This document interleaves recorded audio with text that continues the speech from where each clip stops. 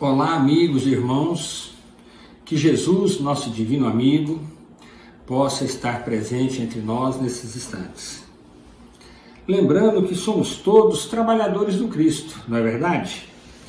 E nos tempos atuais, tempos de pandemia, causada aí pelo coronavírus, nós temos que estar muito atentos. Precisamos sim de estarmos muito atentos para vencermos esses novos desafios que nos são propostos. Mas vencermos com serenidade, com atenção e com coragem, né? Muita determinação. Coragem, aquela aurida da fé. E nós, na condição de espíritas, vamos buscar aquela fé raciocinada, aquela fé basada, temperada na razão. E para esse bate-papo nosso dessa manhã, eu proponho relembrarmos juntos 4 trabalhadores do Cristo que são vanguardeiros, que já deixaram seus testemunhos e que, ao relembrarmos, pode nos fortalecer para que possamos cumprir as nossas tarefas nesses momentos atuais.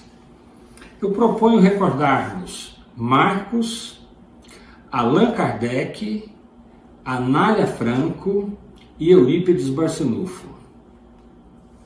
Então, vamos iniciar recordando Marcos.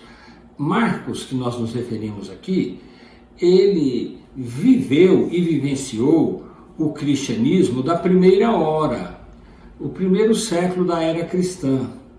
Era um jovem essênio, que, como vocês recordam, os essênios eles optaram por distanciar dos grandes centros de Jerusalém e eles começaram a formar comunidades, povoados e vivendo ali uma vida mais simples, com a característica de mais pureza e muita dedicação ao próximo. Marcos é um desses personagens e, segundo Francisco Cândido Xavier, Marcos, na verdade, corresponde a uma existência anterior de Eurípides Barçanufo. E essa história de Marcos, ela está contida no livro A Grande Espera, que é uma psicografia de Corina Novellino e é ditado pelo espírito Eurípides Barçanufo.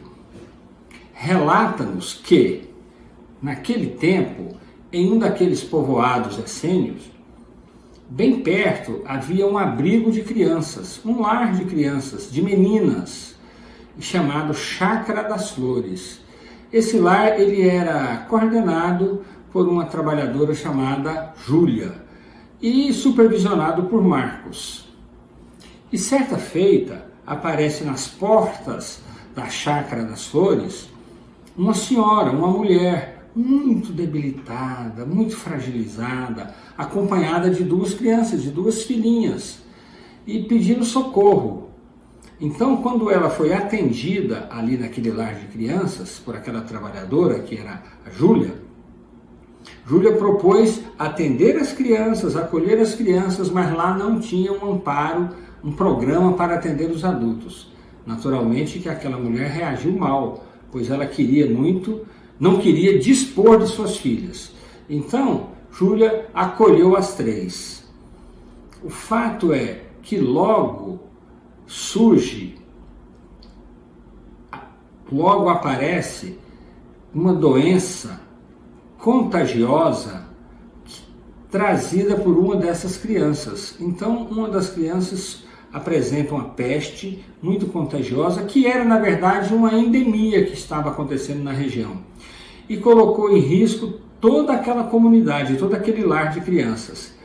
Então, Marcos tomou logo a providência do isolamento e manteve, então, uma assistência contínua, mas, na verdade, a mãe da criança, convivendo ali, ela não compreendia aquele isolamento.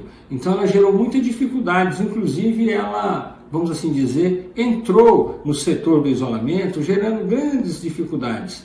Mas o fato é que Marcos atuou ali com os recursos que tinham que naquela época os recursos terapêuticos eram bastante escassos, então eram chás, né? E o recurso da oração nunca faltou. Então Marcos foi muito atuante ali na linha de frente, naquela endemia, naquela verdadeira pandemia, administrando e usando o recurso do isolamento e o recurso da oração. Ao final, todos tiveram um grande aprendizado. Lembremos agora mais um trabalhador do Cristo, muito dedicado. Lembremos Allan Kardec. Pessoal, ao tempo de Kardec, ali do período da codificação, também aconteceu uma grande pandemia.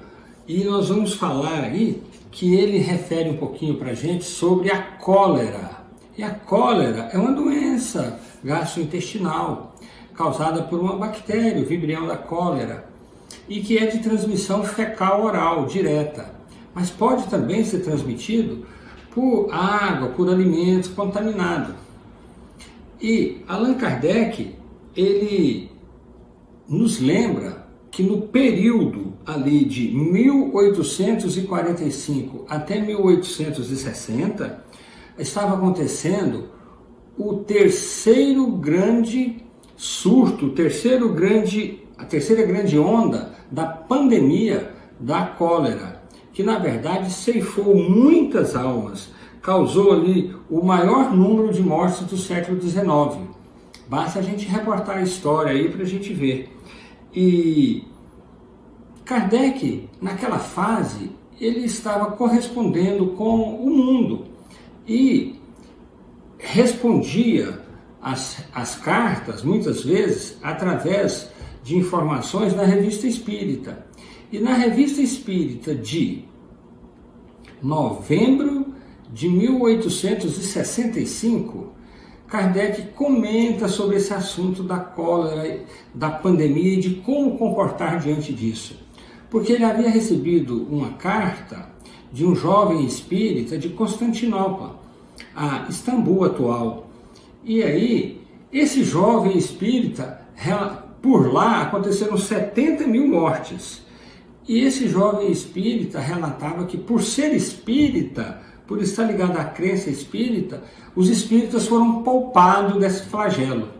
E aí Kardec vem esclarecer que o conhecimento espírita, ele propicia uma força moral. E essa força moral, ela tem um efeito, tem um impacto muito positivo na mente, no corpo, inclusive beneficiando a parte imunológica. Mas comentou também que o fato de estar com o conhecimento espírita, isso leva à ideia de diminuir o medo da morte. Porque o medo da morte, aquele medo patológico, ele conduz, assim, de um modo geral, a pessoa a um desequilíbrio que repercute na sua parte de imunidade, na sua parte emocional. Mas Kardec chamou muito a atenção que não temer a morte não quer dizer desrespeitar, negligenciar as medidas sanitárias importantes da higiene, das autoridades sanitárias, as diretrizes, as normas das autoridades precisam ser seguidas, inclusive para preservar mesmo a nossa existência, porque preservar a existência, prolongar a existência com uma finalidade, né? A finalidade de produzirmos mais, avançarmos mais, evoluirmos mais. Isso não é apego, né? Então Kardec esclarece que o conhecimento espírita é de grande valia, mas isso não anula a nossa responsabilidade, nós não podemos negligenciar as instruções das autoridades. Isso é muito importante. E dentro desse contexto, dessa publicação de Kardec na Revista Espírita, entra também aí uma mensagem psicografada de um médico, o Dr. Demeure. Ele alerta sobre a saúde emocional e ele fala então a questão de fazermos todo o empenho para distanciarmos de ódio, de mágoas, de ressentimentos, de angústia, de ansiedade e de buscarmos um investimento a mais em brandura, amorosidade, tranquilidade e no perdão. Que isso nos trará saúde, saúde espiritual, que com certeza vai repercutir no nosso corpo físico. E mesmo que o nosso corpo físico venha a adoecer, você estando bem emocional e espiritualmente, é totalmente diferente, né? Recordemos agora a nossa querida Anália Franco, que viveu num período ali, ela nasceu em 1853 e veio a desencarnar em 1919. Anália Franco, ela ficou conhecida como a grande dama da educação brasileira, por dedicar muito à questão da educação. Mas ela também recebeu um outro apelido, ela ficou conhecida como o Anjo da Caridade. Não precisa de explicar de como esse espírito, essa alma, essa mulher tinha um empenho nessa área da assistência, do amor. Daí o Anjo da Caridade. Anália Franco foi uma mulher muito além do seu tempo, totalmente diferente.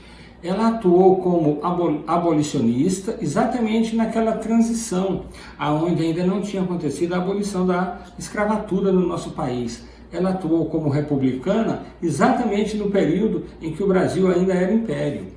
Então, a Anália Franco tem assim uma característica assim de estar muito à frente do seu tempo. E para vocês terem uma ideia, o investimento dela na área da infância desprotegida e na área da educação levou a ela fundar mais de 100 instituições ali pelo interior de São Paulo. E essas instituições eram asilos, creches, escolas. E lembrar para vocês, meus irmãos, que no período de 1918 a 1920, o mundo, o nosso planeta Terra, viveu uma grande pandemia. E essa pandemia ficou conhecida como a gripe espanhola. Era uma influenza, era uma gripe, vírus da influenza. Mas comprometeu, contaminou, infectou 500 milhões de pessoas. Isso corresponde a 1/4 da população mundial na época. E veio a óbito, veio a falecer 50 milhões de criaturas. Isso é para vocês terem uma ideia do impacto dessa grande pandemia. E isso aconteceu falando de modo global no planeta.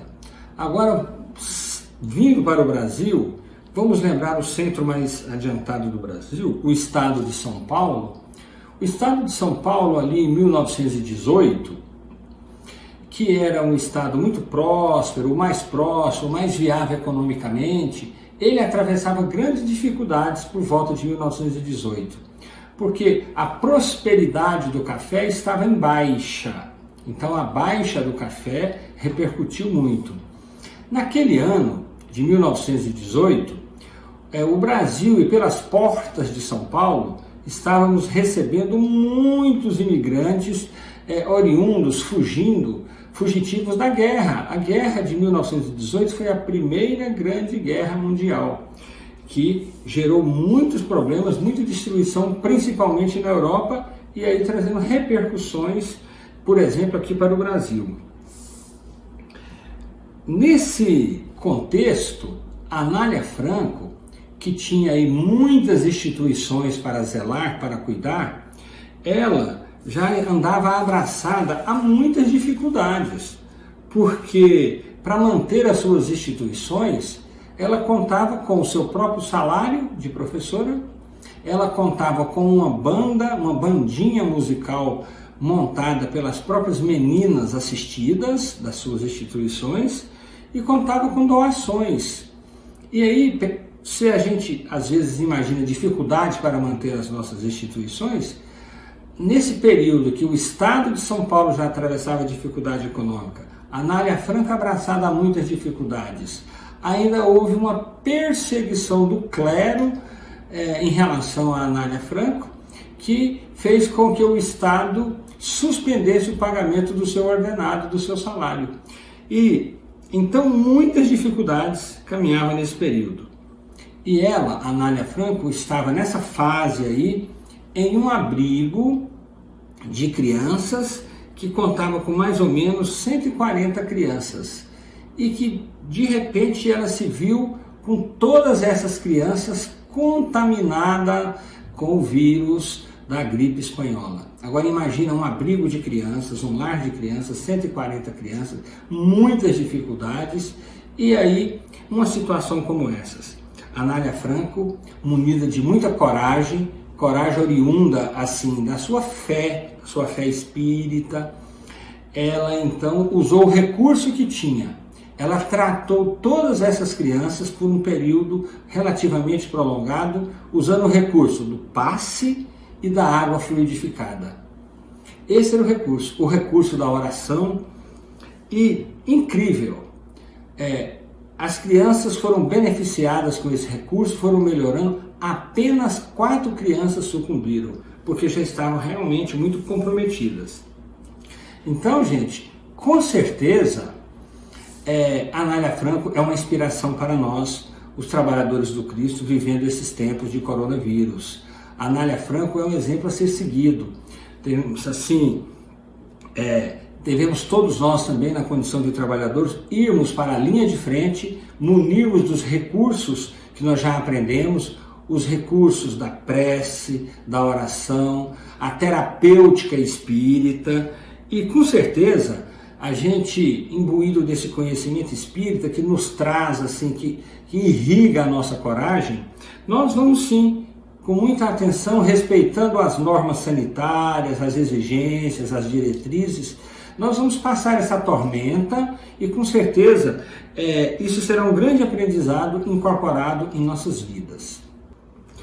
Finalmente, vamos lembrar um pouquinho de Eurípides Barçanufo. Eurípides Barçanufo, vamos lembrá-lo como um ícone de trabalhador cristão do século XX, do começo do século XX. Ele tinha uma dedicação total ao trabalho da caridade. Eurípides é realmente uma referência para todos nós. Eurípides, ele dormia 2 horas por dia. A dedicação dele era intensa. Ele atuava na farmácia de homeopatia, ele atuava no colégio Allan Kardec, atuava no centro espírita e ele ainda atuava muito levando auxílio aos lares. E ele também vivenciou a chegada da gripe espanhola, que chegou com força total na pequena cidade de Sacramento, lá no interior de Minas Gerais, onde nasceu e viveu Eurípides Barçanufo.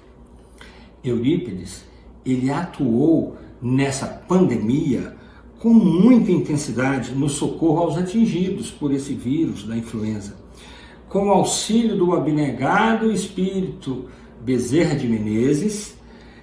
Inclusive, logo, Eurípides também estava comprometido, infectado por esse vírus, que lhe debilitou muito, embora ele persistia, continuava o trabalho de socorro à dor alheia. Em verdade, Eurípides, ele desencarnou decorrência da gripe espanhola, em 1º de novembro de 1918, nos deixou um legado de amor ao próximo, que para nós é uma grande referência de trabalhador do Cristo, que sempre soube atuar, vencendo os desafios.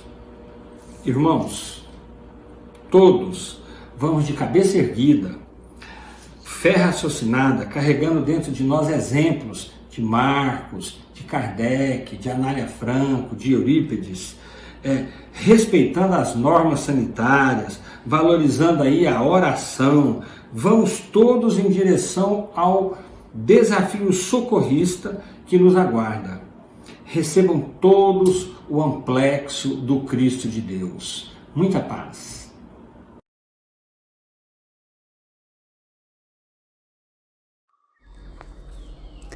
Nos preparemos para o momento do passe e fluidificação das águas. Coloque um recipiente com água limpa para ser fluidificada. Irmãos, não importa aonde você está, Quais as dificuldades que está enfrentando? Jesus está sempre pronto para vir em nosso socorro. Coloque-se de maneira confortável que lhe facilite a concentração e a receptividade. Respire lenta e tranquilamente. Inspire, expire. Inspire, expire. Encha seus pulmões de ar e solte bem devagar.